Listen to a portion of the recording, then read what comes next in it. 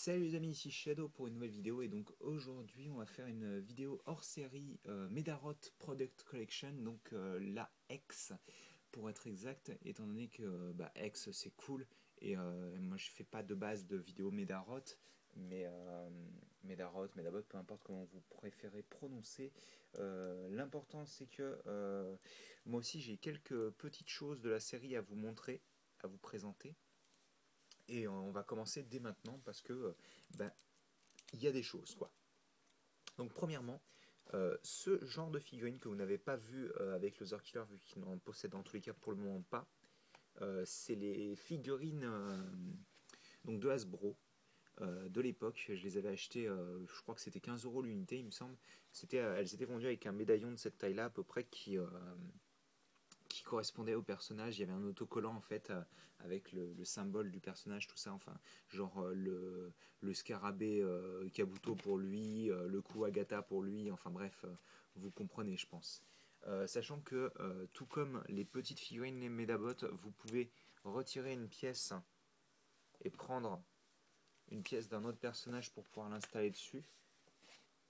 Sauf que par contre, contrairement aux Medabot 5 cm classique, où la plupart des figurines Medabot, en tous les cas sorties, la jonction entre les hanches et le corps ne se sépare pas. Elle pivote, elle peut faire de l'action en général, mais elle ne se sépare pas pour une simple et bonne raison, c'est que en fait, elles ont en général une petite fonctionnalité qui nécessite d'avoir le corps relié aux jambes. Donc bon, c'est un mal pour un bien. On va se concentrer tout d'abord sur Metabé, vu que c'est le premier et le plus important de la série, on va dire. Euh, alors, j'ai pas les médaillons personnellement, donc il faudra faire sans malheureusement, mais c'est pas très important, c'est un petit morceau de plastique de toute manière. Rapidement, la comparaison de taille, donc elles sont assez grandes quand même, hein, les figurines.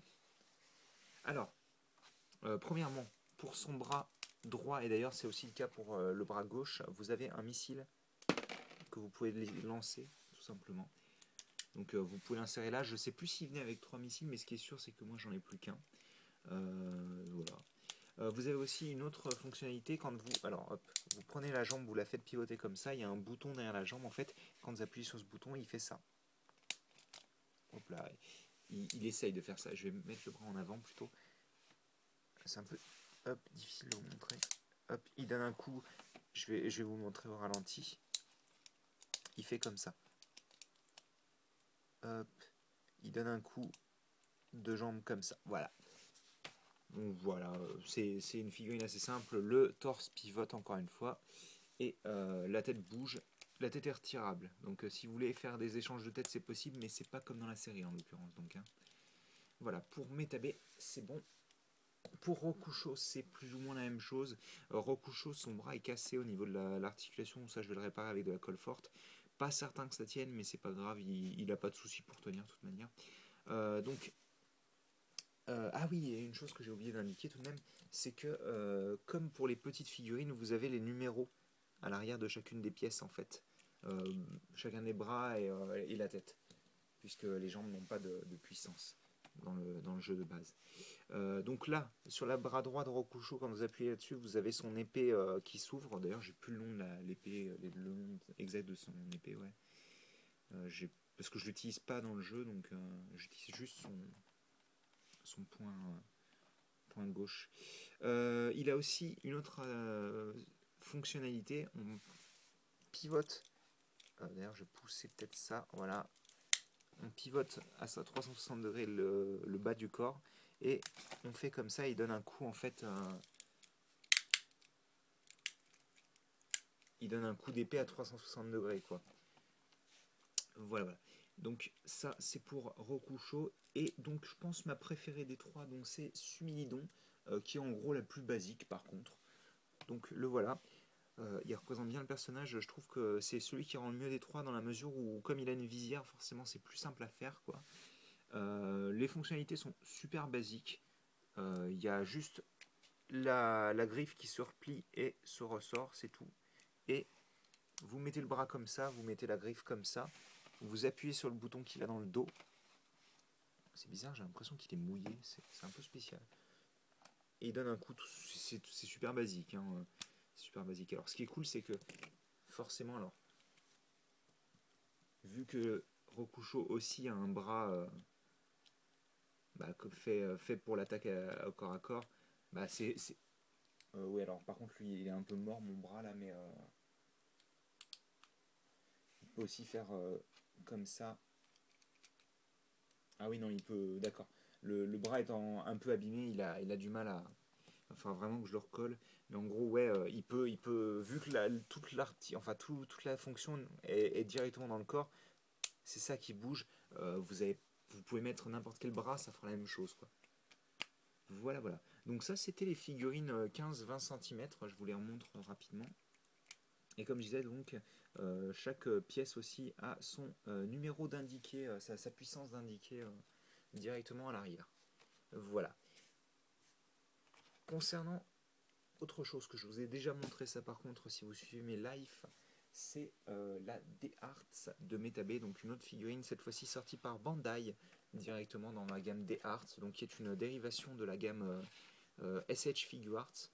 Euh, donc c'est la première et une des seules d'ailleurs de cette gamme qui fait partie de Medarots, peu importe, Medabots, c'est difficile. Hein. Et donc Metal Beetle, vu qu'ils utilisent le nom de série plutôt que le nom que Iki lui a donné dans le second jeu et qu'il se donne lui-même dans le premier manga. Donc c'est une figurine totalement articulée, je vais pas en parler trop longtemps parce que bon bah voilà c'est une figurine articulée, vous pouvez trouver plein de vidéos reviews sur YouTube et même des photos et tout ça. Les joints des genoux et des coudes sont en métal, les pieds sont en métal aussi. Il a trois différents types de visages. Il a les yeux classiques, ouverts comme ça. Il a les yeux énervés, donc un peu plus fermés vers l'avant, et un visage sans yeux du tout, donc totalement noir, comme s'il était désactivé. Vous pouvez aussi ouvrir à l'arrière son petit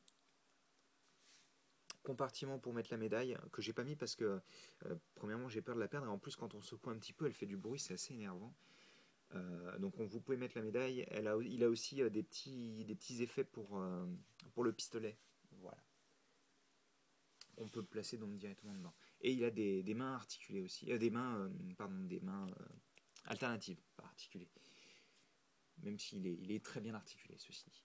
Voilà, donc, et enfin, une chose que par contre ça vous ne pouvez pas trouver sur le net ou quoi que ce soit, ni nulle part d'ailleurs, vu que c'est une création personnelle, c'est un mock. Donc pour ceux qui ne suivent pas la chaîne, pour les Lego, mock, ça veut dire création personnelle, tout simplement, my own creation. Euh, j'ai créé un mock donc d'un Medabot que j'aime beaucoup. C'est Arc Beetle, donc, qui est apparu tout d'abord dans Medarot. Oui, alors ça, par contre, c'était nul. Hop, tu me fais ça seulement. Merci. Euh, Ça fait bizarre. Bref. Euh, il est apparu dans Medarot R sur PS1. Ensuite, il est apparu dans 4, 5, je crois qu'il y est plus. Il me semble que dans tous les cas, il est dans le 4. Il est aussi dans le DS7 et il est dans G aussi. Voilà, c'est tout, il me semble. Je crois que j'ai tout résumé. Et bien entendu, il apparaît dans la série vu que euh, c'est le Medabot de Space Meda Fighter X qui est aussi Fandom Renega. J'ai plus son nom français. Je sais plus du tout comment il s'appelle. Enfin, c'est Henri, mais j'ai plus le nom français du personnage quand il est habillé en version dorée là, en champion du Japon quoi, en gros. Mais en tous les cas, oui, donc gros fan de ce Medabot avec son espèce de railgun là, de la mort là entre le corps et la tête là, qui est vraiment très cool. Donc, si je me souviens bien, la tête c'est Prominence, le bras droit c'est Initon, ça c'est Explode, je crois, et j'ai plus le nom pour les jambes, le nom exact. Mais voilà, donc en gros, toutes ces pièces font référence à des explosions, quoi. Hein. Dans l'idée, je crois que jusqu'à genre Shingata, qui est dans un des derniers jeux sur Game Boy Advance, c'est genre le Medabot le plus puissant au niveau des attaques laser. La tête, elle est vraiment ultra puissante, quoi. Enfin voilà, donc comme vous avez pu le voir, je pense qu'il utilise les nouvelles articulations Mixels, donc qui sont visibles un petit peu partout. Il m'a coûté assez cher, j'ai commandé toutes les pièces sur Bricklink, il y en a environ 240, je crois que c'est 242 le nombre exact. J'ai plus le nombre vraiment exact en tête, mais en tous les cas, ouais, assez cher vu qu'il m'a coûté, je crois, 60 €, tout frais compris. Donc j'ai dû commander une bonne cinquantaine d'euros sur Bricklink de pièces, et j'ai fait une commande chez Lego directement sur leur SAV payant qui permet de commander des pièces en fait à l'unité. Et, et en fait on les contacte, on paye et ensuite ils les envoient. Et, donc j'ai fait ça pour 60 €. Après je le referai pas 50 fois, mais ce qui est sûr c'est que hop là, ce qui est sûr c'est que j'aimerais bien que tu tiennes debout. Hop.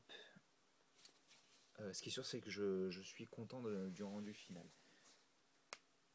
Sachant que bon, il y a quelques entre guillemets petits détails, à part le fait que c'est des briques Lego bien entendu, qui sont pas identiques. Niveau proportion, il y a les jambes qui sont un tout petit poil plus longues que les jambes originales. L'espace entre le corps et les hanches est plus fin, normalement il est moins écarté. Mais par contre, j'ai fait ça, hop là, reste avec moi, bien sûr. Alors ça, c'est un des problèmes avec cette figurine, c'est qu'elle est assez fragile, vu que c'est pas fait pour être joué, on va dire, avec. Hop. Même si en soi, elle est plutôt solide, c'est juste deux trois trucs sur la structure. Bref, ouais, donc l'espace entre les hanches et le torse est un peu enfin, c'est un peu plus long que la version de base, parce que sinon les bras étaient trop bas et les jambes était trop longue en fait, ça faisait enfin c'était un peu bizarre quoi. On avait un effet vraiment spécial, c'est pas super agréable à l'œil. Niveau détail par contre qui change euh, physiquement par rapport enfin des choses qui sont absentes ou différentes, il y en a deux principalement. Il y a les Normalement, vous avez au niveau des talons, vous avez un quatrième doigt de pied comme ça, en fait, un quatrième canon jaune qui repart un peu vers l'arrière, qui est plus petit. J'ai décidé de ne pas le mettre parce qu'en fait, ma structure de pied permet d'avoir en fait automatiquement, comme vous pouvez le voir avec les fromages, ça permet d'avoir automatiquement les doigts de pied extérieurs à un angle précis en fait, ce qui évite d'avoir à les replacer toutes les 2 secondes quoi. Et autre chose qui est différent, et là par contre c'est tout simplement parce que j'ai pas réussi à le faire, parce qu'à cette échelle c'est impossible de faire quelque chose qui rend bien selon moi, et centré et que ce soit propre, c'est ces cylindres-là sur les épaules. Celui de la tête est correct, il n'y a pas de souci, c'est vraiment la forme qu'il devait avoir. Par contre, sur les épaules, normalement, c'est pas un cylindre complet, c'est deux demi-cylindres qui sont ouverts comme ça à un angle précis en fait, et que c'est pratiquement impossible à reproduire. Donc j'ai décidé de, on va dire, d'être libre artistiquement parlant et de changer un petit peu le design pour que ça rende plutôt bien et que ça reste dans le thème. Parce que bon, des cylindres, vous en avez partout sur son torse, de toute manière, sur son corps, pardon. Je suis assez content de moi au niveau des épaulettes surtout parce que cet effet, on va dire, comme ça, décalé, j'étais content de moi, quoi. Il rendait plutôt bien et tout. Ça a été fait avec des jumpers et tout. Enfin, c'est plutôt sympa, quoi, selon moi. Sinon, pas grand chose à dire de plus. Il est totalement articulé, la tête et les épaules sont sur rotule. On a plusieurs pivots, dont le coude qui peut se plier à 90 degrés, bien entendu. Euh, hop. Les genoux peuvent se plier comme ça, même si normalement c'est plus comme ça qu'ils se plient. Les jambes sont sur rotule. La tête, comme je disais, et le torse sont sur rotule. Et les pieds, bien entendu, sont aussi sur rotule. Donc voilà.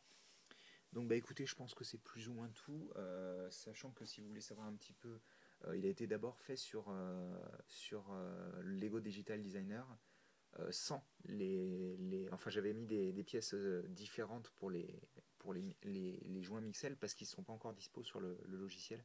En tous les cas, ils n'étaient pas dispo quand je l'ai fait, je ne sais pas s'ils sont dispo maintenant. Je crois pas parce qu'il me semble pas qu'il y ait une mise à jour récemment.